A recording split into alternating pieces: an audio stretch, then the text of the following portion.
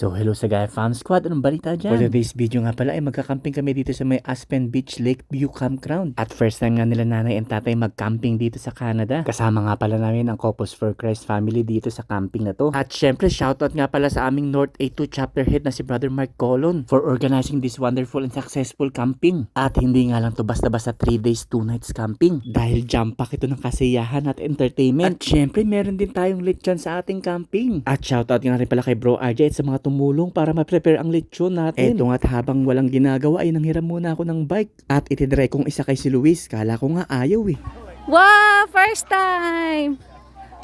Very good! Magbabike nga kami at pupunta kami sa may lake. Sayang nga at di makaligo ang mga bata. Dahil nga merong inisyo ang Alberta Health Service na meron daw fecal water advisory. Ibig sabihin meron daw poop na nakita at contaminated na nga daw ang tubig. Kaya nga halos walang gaanong tao dito sa may beach. Dahil nga takot rin ng mga magulang na paliguan ng kanilang mga anak. Syempre nga't madumi at baka malunok pa nga ng mga bata. Pagbalik nga namin ay meron ng mga pag-games sa mga chikitings. Ito nga yung lemburak na kailangan mong tumawid sa lubid. Pero hindi ka nga lang basta tatawid dahil kailangan mong i-bend yung katawan mo at hindi kailangan dumikit yung mga parts ng katawan mo sa lubid. At habang tumatagal nga ay pababa ng pababa yung sukat ng lubid. At eto na nga yung pinaka best part. Syempre ang kainan. Ganito nga kapag mga Pinoy pagsasama-samahin lahat ng ulam. At syempre galit-galit muna at hindi pa start ang diet. Masyadong mahaba nga ang pila kaya nag-selfie-selfie muna kami ni Ninang Seni at Mrs. Rona. At pagkatapos nga kumain, meron ding pa-gender We would reveal. like to take this opportunity before we will reveal, like, God is really faithful. 2, 1!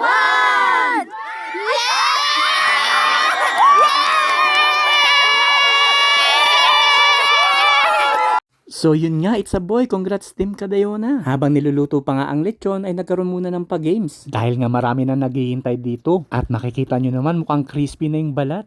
At shoutout din kay Mami Aima sa mga pa-games niya.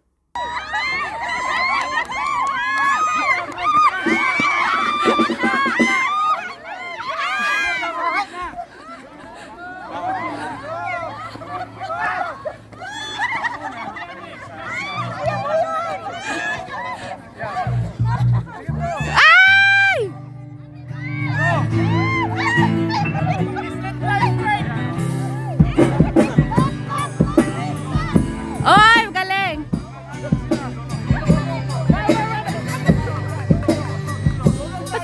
May mabubuo na uli! So many faces, so many reasons.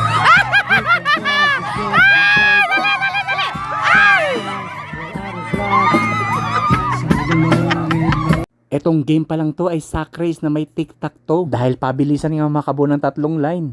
At pagkatapos nga ng games ay nagkaroon na ng Praise Fest concert. Shoutout nga pala sa lahat ng music men. At shoutout nga rin pala sa akin dahil sa pa-drone. Saglit na kuha nga lang at lobat agad yung drone. After the Praise Fest nga ay syempre nag-party-party na. Special thanks nga pala sa Decode Band sa pagtugtog nila. At napansin ko nga lang din na merong ibang lahing nanonood. Napansin siguro nila kung gaano kasaya kami nung gabing yun.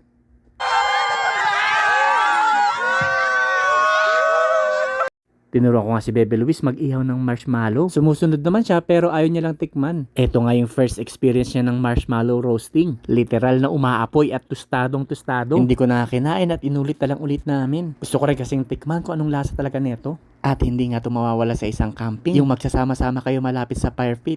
Magpapainit, magkikwentuhan, magiinuman at syempre magkakantahan din.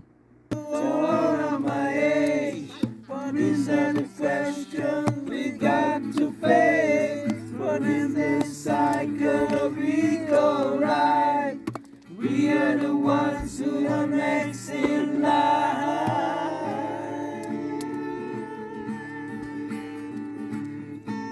We are next in line.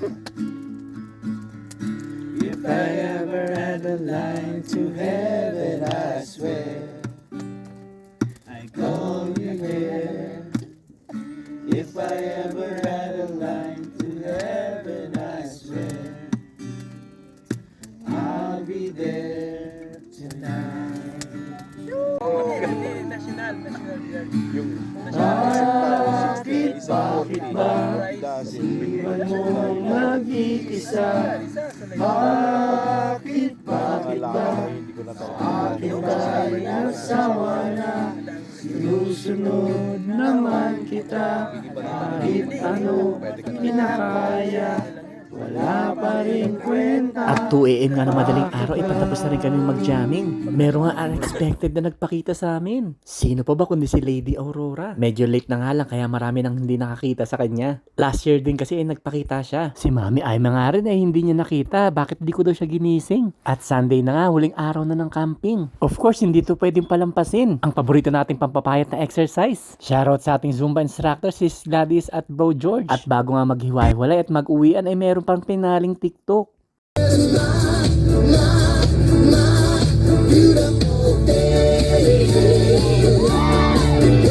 Isang napakasaya at hindi makakalimutang experience na camping. Salamat kay Lord sa pagbigay ng magandang weather. At pagbalik nga namin ng Calgary ay nag-request ang mga bata ng Jollibee. So paano guys, dito na lang. See you sa susunod nating vlogs.